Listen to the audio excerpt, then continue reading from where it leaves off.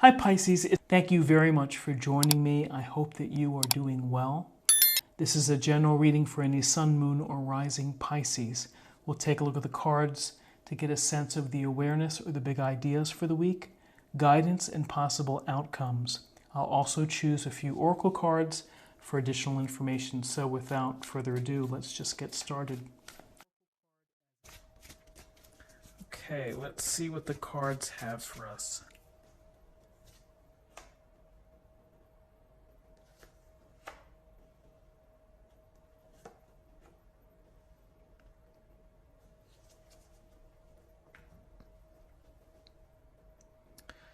Okay, so we have the Hermit Major Arcana. We have the Emperor Major Arcana. Let's see if I can square that up. We have the Six of Cups. So the Hermit stands here on top of the mountain, holding his staff and holding the lantern with the, looks like a six-pointed star within it. And you can see the glowing of the lantern, symbolic of light, of enlightenment. Why do we see the Hermit? Well, the Hermit is it's a suggestion, it's an encouragement. It may be a message to you to take a step back. If you feel that you've been very busy, that you've had a lot going on, that there's chaos perhaps, this urges you to take time for yourself, to create some solitude, to create some time for meditation, for contemplation, for reflection and discovery. All of the things that we need to do, we need to consider these things as we move forward in life and as we try to make sense of things and events and people and relationships that we encounter along the way. So this Hermit Wise, experience, singular. As you can see, he's probably looking down at the valley. He may know a lot of what's happening with life below. And so we take that type of sense where we shine this light and we look deep within. We do the soul searching. We do the spiritual work within. So for some of you, maybe it's a way for you to get back on your spiritual practice and to meditate and to think about what's been happening within your life and to make some sense of things. And then after you've had some of this time that you create for yourself, you may feel more informed, you may feel more comfortable what's going on before you go back into the busyness of life. Every day we're bombarded with messages from TV, from social media, from friends, from family. And here this is take your time, carve out the time for yourself. It's empowering as well as enlightening. So with this introspection, here is the Emperor.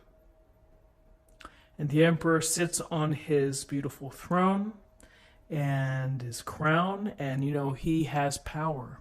He rules. He is able to rule for the betterment of his people or his subjects. And so he's more than likely he's benevolent. The Emperor is wanting structure, is wanting organization, is wanting people to follow the rules perhaps so that everybody can play nicely and that everybody can get along. When people live by the rules that the Emperor lays down, theoretically there's less chaos. There's less concern for safety.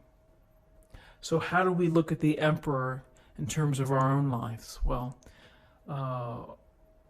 we look toward the attributes of the Emperor, which is experience, which is thinking about your experience, which is taking charge, being a leader, you know, understanding what's before you, what you're trying to do, and making decisions for your own betterment.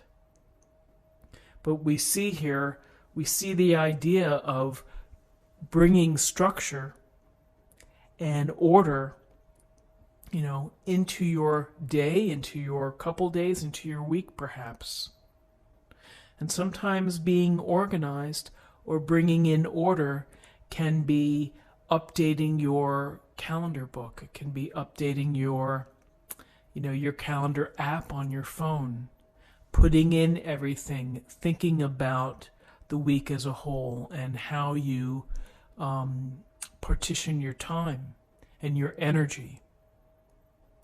That is a function of being organized, of taking charge, and really working with confidence.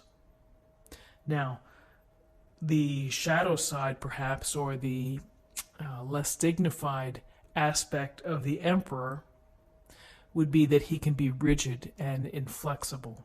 So as you are taking charge, as you're moving forward, making things happen for yourself, feeling confident about your moves and your decisions, is to think about that you don't want to be too stubborn or too inflexible in your relationships with others.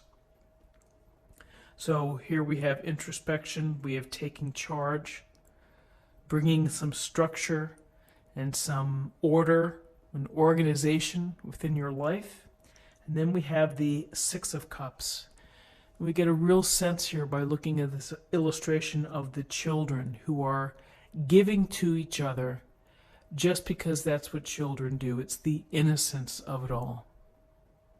So a very simple message may be, as you deal with these soul searching and taking charge, don't forget to understand the wonder of life and to feel and think of things perhaps through the eyes of a child, which is, it's exciting and there's potential and wow.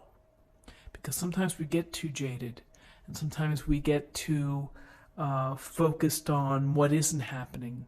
And here's these overflowing cups with the flowers, and here's the children with this gentleness and kindness.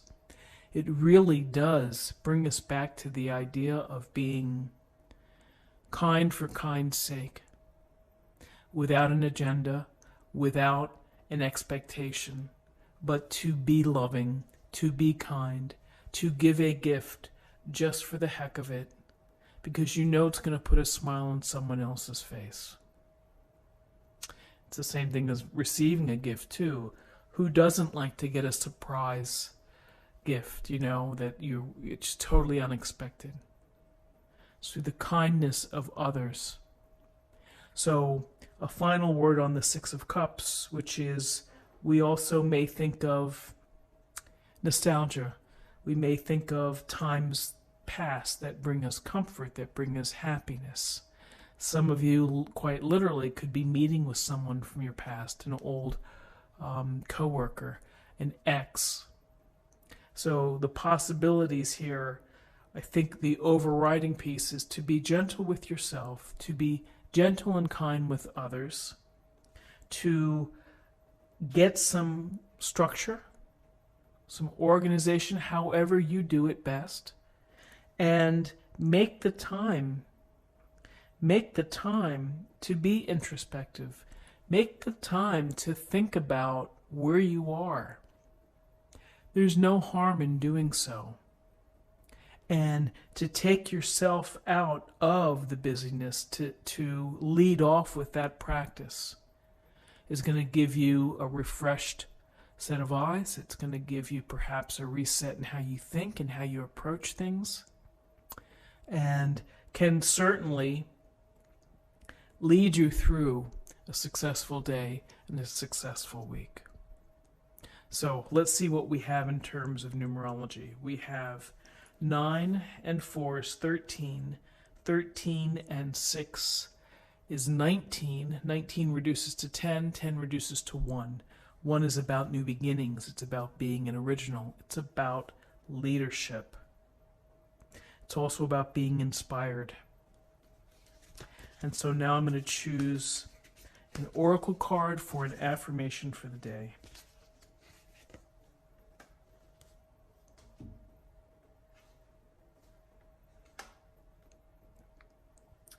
Relationship harmony. We angels are opening the hearts of everyone involved. Arguments and conflicts are being resolved now. And I hope that they're being resolved through gentleness, through kindness, through your own personal wisdom, and through your desire for the benevolence of your own community, of the people within your life, the people within your circle. So, my friends, this is what I have for you for the day. I hope that you found something helpful here with this reading. If you did, please subscribe, like this video, share this video, comment below. I'd love to hear from you. I hope you have a wonderful day, and I'll see you tomorrow. Take care.